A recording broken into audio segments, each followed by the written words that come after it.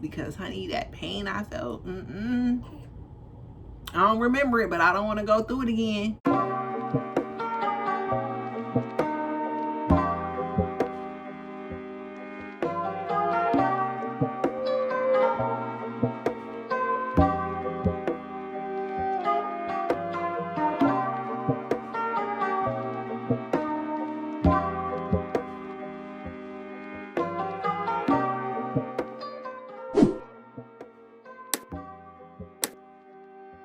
What's good, y'all? Welcome back to my channel. If you're new, welcome. What's your good? What's your poppin'? It's your girl Tyanna, aka Tyanna Shaye, and today, y'all, I am back with another video. I don't know why I'm talking so slow like that. If you guys watched my pregnancy tag video, you know I told you guys I was gonna try to do a vlog. That did not work out that well because, honey, when I went into labor, I was not thinking about a camera. So I wanted to come and do a labor and delivery story time with you guys and just tell you kind of like what happened, how I went into labor, how long it took, pretty much the whole shebang.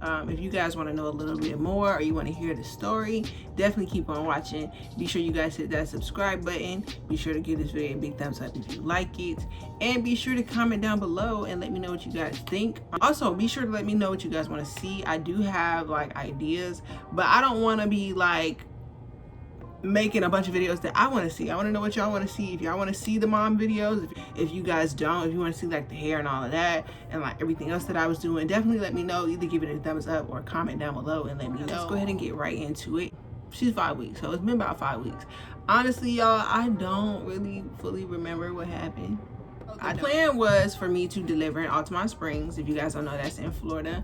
I was supposed to deliver in Altamont on October 20th. You know, that was the plan. Didn't really have any intention on not going to Altamont, but the week I hit 40 weeks, I went home to see my mom. That way, in case I do go into labor, I'm at least near her. Went home and was home for a few days. Like I said, I hit 40 weeks, nothing was going on. I really wasn't even dilated.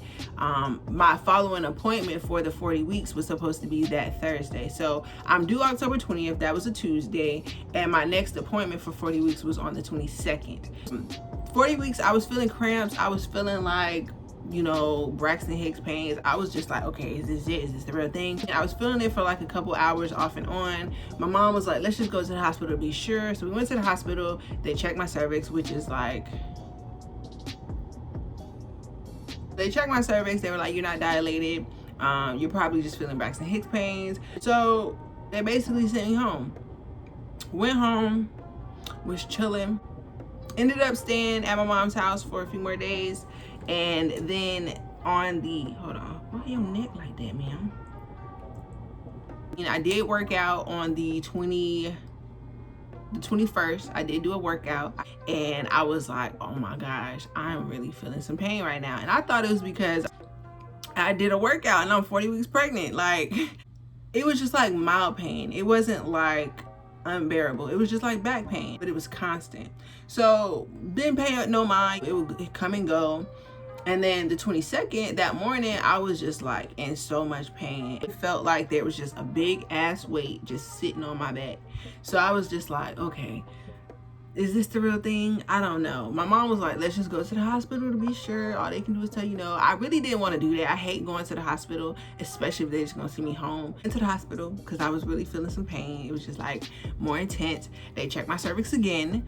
And at that point, I was 1 centimeter dilated, and she said I was 1 centimeter dilated and 70% effaced. So that's like how thin your cervix was. So I was about 70% thinned out. Mind you, this is the day I had my doctor's appointment. So she was like, okay, you know what? You're 1 centimeter, you're fine. Nothing's really happening right now. Just go to your doctor's appointment.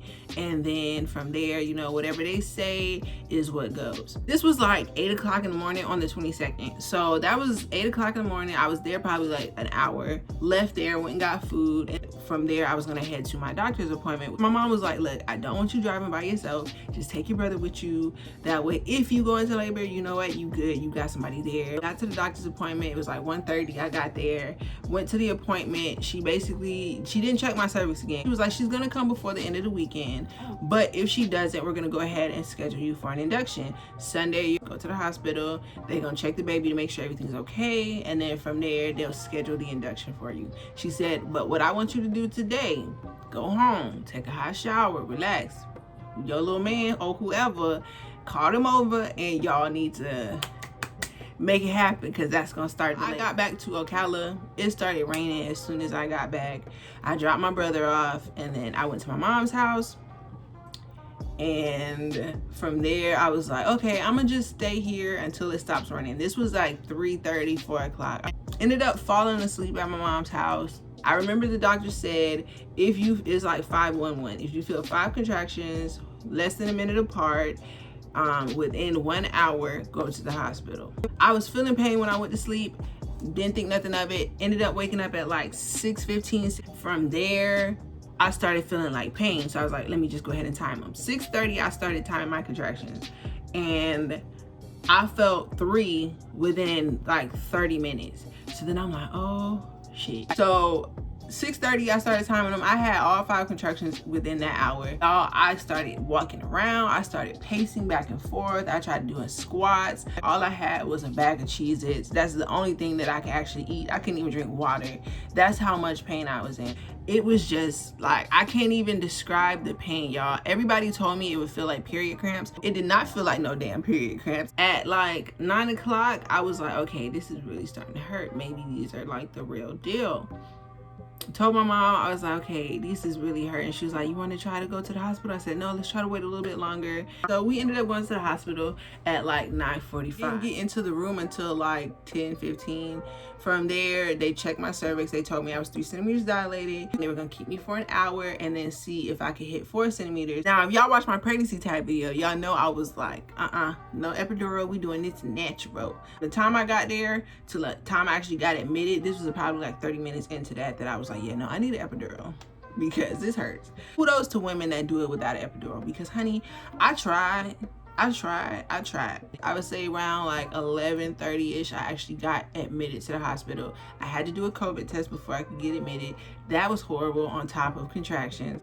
And then from there, they were like, okay, we're gonna get the anesthesiologist so he can come in and give you an epidural. In the midst of them getting the anesthesiologist, someone had to have an emergency C-section. So this was at night. He was only anesthesiologist on call, so I had to wait. From 10:15 to like 1 in the morning, I just was going without an epidural. And I would feel the contraction and I would breathe through it. It would be like so hard to breathe through it, but I would breathe through it and then it would go away. And then I would try to take like a quick little nap. Around 1 o'clock, got the epidural. 1:30, he finished, he put it in and said it would take about 30 minutes for it to kick in. Around 2 o'clock is when I started to feel some relief. I felt good. Like, I didn't feel nothing. Like, I didn't feel no pain. I didn't feel when they was checking my cervix. I didn't feel none of that. I couldn't even move my legs. Like, that's how dead they were. Which, that's what I was afraid of. That's why I didn't want to do it. But y'all, the way I felt, I didn't care at that moment. I was like, I'm good. I can go to sleep now. When I woke up at 7, my left leg, I could feel it. I was like, oh my gosh, I can feel my leg. Am I gonna feel the delivery? He was like, no, if you feel like your right leg is still numb, you're not gonna feel anything. You'll probably feel pressure. You're not gonna feel any pain, but you'll feel pressure. So I'm like, all right, cool, I trust your judgment. Around like, I really don't remember none of this, y'all. This is crazy. Around like, I want to say 12, I was talking to my mom and I was like, what time you think she gonna get here? She was like, 2:33. I was like, okay, I think so too. Looking at how far I'm dilated. They checked again that morning. That's what I forgot to tell y'all. So 7 o'clock, he checked my cervix again. He said I was about 5 or 6 centimeters dilated. Around 12 o'clock, they checked again. They were like, okay, you're about 6-7 centimeters dilated and about 90% effaced. At this point, it's pretty much just waiting for your cervix to finish opening up. I started feeling the contractions more. Like, the epidural was really wearing off. They came in and gave me a little bit more. just to take the edge off. It didn't do anything. Like, I didn't feel, after that first epidural, I didn't feel nothing working. I want to say 1:30 in the afternoon, the nurse came in, not the nurse, the doctor came in, and she had checked my cervix too. I was feeling the pressure of them checking it, but I didn't feel any pain, so I was okay. She was like, okay, you're about 7-8 centimeters dilated, so we'll come back in a couple of hours and check on you again. Y'all, at this point, I'm feeling everything. I'm feeling the pressure of them checking my cervix. That didn't hurt. I felt the contractions, and that's what hurt. And I felt it in my back. And I was laying on my back, so I had to turn on my side.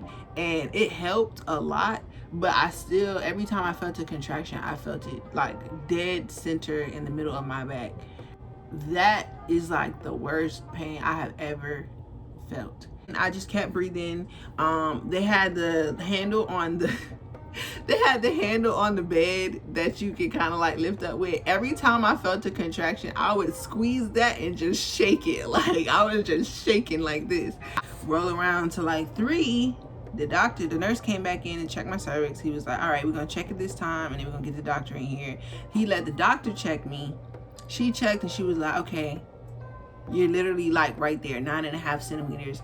But you still probably got another hour because we don't want you to rip your cervix. The doctor said an hour. Literally, after she left and the nurse left, probably like 10 minutes after that, which is roughly like 3:30, I started feeling like I had to push. Like, I was pooping and I had no control over it. And I was like, oh my gosh, I'm trying to hold it in. I can't hold it in. My mom was like, well, if you feel anything, call the nurse. I was sitting there like, no, let's just wait. Waited another like 5-10 minutes. And then I was like, yeah, no, I cannot hold this. I feel like I'm pushing right now. So then I called the nurse in. He went ahead and checked it one more time and was like, okay, let's go ahead and start pushing and see what happens. He got his gloves on. And as he's putting on his gloves, he looks and he's like, oh, I see some hair. So at that point, I was like, okay, this is really happening now. He told me how to push. He said, you're going to breathe in, hold your breath, clench down like this, and just push as hard as you can. Like, you have to call the doctor. She was like, okay, I'm on the way. And by the time the doctor got there, I was crowning. It's like my body just took over. Like, I felt it, but I wasn't doing anything. It was my body was just like pushing her out, and I was just trying to help it along. Y'all, I'm so amazed at like the whole process and how fast it went. I think I did a total of like 7 pushes, and she came out. The last one, they did have to use the vacuum to get her out because I just couldn't push her hard enough. And yeah, that's how my baby got here. She was born at 4/13 on October 23rd, 2020. She was 8 pounds, 5 ounces. Pretty big baby. And she was pale as hell. In that process, after I had her, they took her away to the good thing about it was they had a little area in the room. I really wish I would have got some footage for y'all, showing y'all like how the room looked and how it was set up. It was really nice. I had a little area, like a little corner. Took her in there. They didn't take her out of the room. I could still see them, and they were doing what they were doing with her. And the doctor was doing what she needed to do with me. Now, she did tell me I didn't tear. I did have a couple of scratches, and she was like, I'm gonna stitch you up just so these don't become tears. So she did like one super long stitch. I don't even know where she put it. Then I asked them, I was like, are you guys gonna push on my stomach? And they were like, yeah, we have to. And I said, okay, cool, just let me know when you're gonna do it, that way I can be prepared. Honestly, y'all, when they pushed my stomach, I was thinking it was gonna be some super painful, like mashing all over my stomach. It really was not that bad. It probably hurt like right in the middle where my uterus was, but even that didn't really hurt. It wasn't even like this is where I went wrong. I looked at this mom group I'm in, and in the mom group, they were like, oh my gosh, when they push on your stomach, it's so painful. And so many women were saying that. And I was like, oh my gosh, I'm nervous about that. And when they did it, I was like, that's it. This is really how I can sum up labor and delivery. If you ever had a poop and you were constipated and you were pushing it out, and that feeling you felt when your butthole was just like expanding, trying to push out this turd, that's how I felt. That's literally what it felt like. Like I was just pushing out a turd. There I did have to stay in the hospital for 2 days just to make sure, you know, the baby was okay, make sure I was okay. And ended up staying an extra day because she ended up losing like too much weight and they wanted to make sure she was okay. Honestly, I think they just wanted to charge me for another day, because how is it that within 24 hours she literally gained all that weight back? And then what made it worse was the nurse came in and told me, like, yeah, the scale we used when she was born is not the same scale we used when we was measuring her earlier, and that scale is messed up. That's why I don't like the hospital, because they be scamming. The first day at the hospital, they pretty much were like, oh, try to get as much rest as you can. When she sleeps, you need to sleep, da da da. Y'all, I couldn't, because it was so many people coming in and out. Like, it seemed like every hour on hour somebody was coming in the room. This is gonna sound so corny, but it's the truth. Like, it's been like one of the most eye-opening experiences. And a lot of people said, you know, I was glowing my whole pregnancy. I didn't really gain a lot of weight. Pregnancy as a whole was okay. I really enjoyed the process. It was hard on me, but it really wasn't as bad as it could have been. It really was a great pregnancy. Labor and delivery wasn't as bad as I thought it would be. It hurt, don't get me wrong, it did hurt, it was painful, but it wasn't like unbearable. But for me, the one thing that helped me get through it was definitely breathing. In the moment, breathing doesn't take the pain away, it just helps you cope with the pain. That's really how I can say it. And now she's awake. Okay.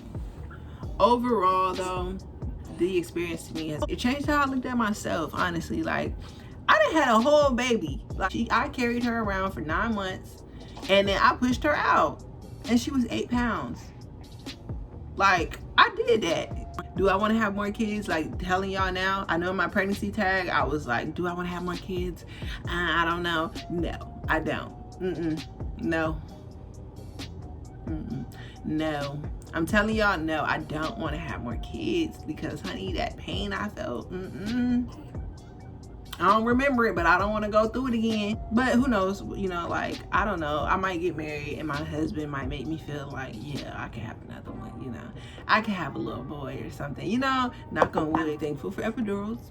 I will never discredit modern medicine again. Not that I've ever discredited, I just don't like medicine. I don't like taking medicine. I don't like, if I don't have to, I'm not gonna take it. I'm gonna tell you this, if you are feeling like you want to go natural, that's okay, but be open to the idea of getting an epidural. Like, I'm gonna just say that, because I was very adamant about, oh, I'm going natural, and then when I started feeling the pain, it was completely. I just want y'all to know, it's really not that bad if you're going with a positive mindset. She spit up on me. That's pretty much it. I don't really have anything else to say. Be sure to give this video a big thumbs up. Be sure to hit that subscribe button if you haven't already. And be sure to comment down below. Let me know what you guys want to see. Definitely leave that all down below, and I will get back to y'all. But other than that, I'll see y'all in my next video. Peace.